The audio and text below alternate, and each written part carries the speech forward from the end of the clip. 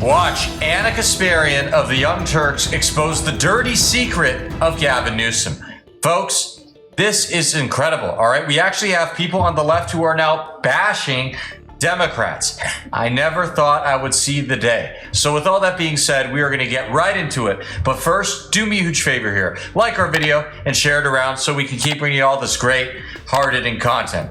As always, Patriots, I am your host, Arian, and this is Resist the Mainstream. Most important issues. I mean, if you've got 7 people dying in one intersection in Los Angeles, you're not going to tell me that Iran is a greater threat to my country than that. Exactly. I can't think of a greater threat to my country than that, actually. And I don't have any idea why that's partisan. I'm interested in the governor. I know the governor of the state. Mm-hmm. He's got some, I know Gavin Newsom, he's got some talent, I think, and charming for sure. But like, what is going on? Is he aware of that? I've asked him, and you really find him charming? Well, in a kind of reptilian way. I mean, charming in the sense that his whole life is devoted to winning people over. Kind of like Bill Clinton was, and I think he's good at it. But I also think someone said to me the other day, Newsom could pass a lie detector test on saying anything. Like there's a coldness inside that he's allows a sociopath. I think That's he's kind of a snake oil salesman. I think he's a liar, and I think that he destroyed the state of California. Full stop. I've got no love for Gavin Newsom. I think that people tend to fall for appearances, and for whatever reason, people think that he's attractive or something. I don't find him attractive because I know who he is and what he's done. I like that tactic admission right there that she does find him attractive because she said only because she knows who he is. Kidding aside, I have a funny story with this. My mom and a bunch of friends of hers years back actually went and met Gavin Newsom, took a photo with him at some kind of ritzy San Francisco event. It was back when he was either the mayor or lieutenant governor. I'm not sure which, but you know what was the most common comment I heard from, my mother's friends about it? Oh, Gavin Newsom, he's so dreamy, he's so attractive. Yeah, a little bit weird, but it's true. The ladies love him. Why? I don't know. I can't tell you. I'm Gavin Newsom. Just messing around, but yeah, it's weird. He has shafted Californians who have lost everything in wildfires.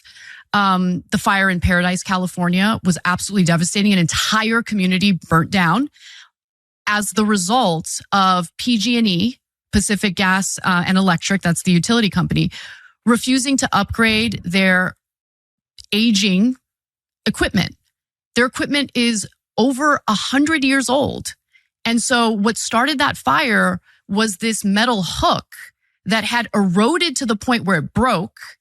Power lines come crashing down onto dry brush. It sparks a fire and destroys an entire community.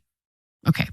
So you would want PG&E to suffer some consequences for that, right? I think. Well, Newsom bailed him out because it's one of his biggest donors. Not to mention that the National Weather Service gave this warning on January 2nd, a whole 5 days before that giant blaze hit Pacific Palisades and other parts of the Los Angeles area. And after all that, people could even get the permits to rebuild.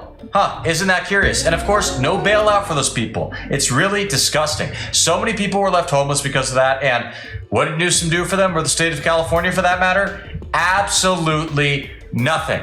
And surprise, surprise, you have some multifamily housing that's going to get forced upon these nice LA neighborhoods in short time. Is that a coincidence? Maybe, but I don't know about you guys. I don't believe that there are any coincidences in politics. Not even once.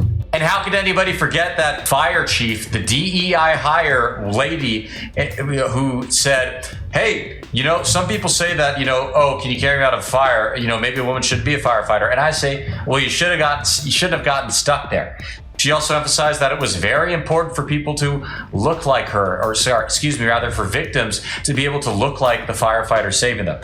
Yeah, because that's what they care about when they're about to get burned to smithereens. Well, does he or she look like me? Tell me now. And I forgot to touch on this earlier, but the state of California spends over $300 billion a year.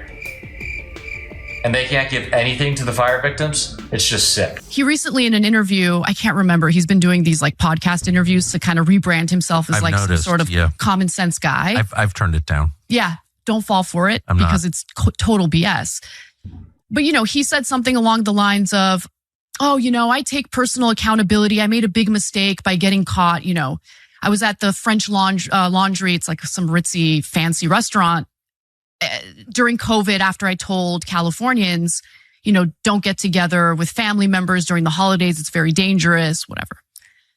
He said that he was having dinner with friends. It was his friend's birthday. No. He was having dinner with his donors.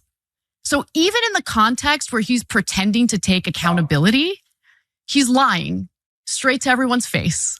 And I can't stand it. I really can't. I want real authenticity. I want real accountability. I want politicians who are willing to see that the policies they advocated for aren't working quite as they intended, and they're willing to recalibrate, admit that maybe they got something wrong. Of course. I want humility. I want this country to improve for the people in this country. And unless we are willing to be honest, unless we're willing to tell the people trying to smear us, to silence us, that they can off, nothing's going to improve. Everything's going to keep going down. Everything is going to continue devolving. In my lifetime, this country has only gotten worse, not better. And it's going to keep going in that direction. And I want that paradigm to shift. I want it to change. Why do people disagree with that, do you think? I don't know. I think there's something psychological about it.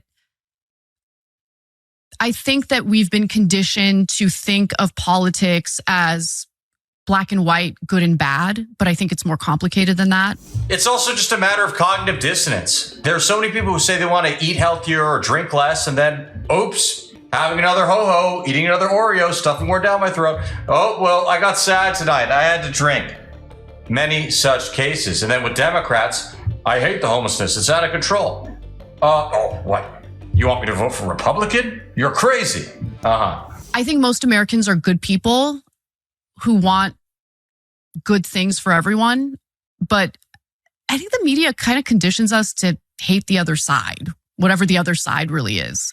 I certainly had those feelings, and things are different today compared to when I became politicized during the Bush era. Yes. I feel like during the Bush era, it was a little easier to see good and bad, right? So for instance, even among Republican voters, I think people had woken up to the fact that the neoconservatives had dragged us into wars that we shouldn't have been fighting. That a lot of people, Americans and civilians in these countries we were invading, were suffering as a result of this ideology. But things have gotten a little more fractured. I think within the parties, there's like multiple parties. You get what I'm saying? I do. Neoconservatives and neoliberals as well. A bunch of crazy warhawks who seem to care about the borders of other nations more than that of their own country. Isn't that strange? Folks, I hope you enjoyed the clip. Thank you so much for tuning in. As always, if you have not already, make sure you comment below. Let us know what you liked about the video, what kind of stuff you want to see in the future. And if you have not already, hit that subscribe button down below, and we will see you again soon. And yes, I am on the go, all right? That's why the studio is how it is right now. Thanks, guys, for tuning in. God bless.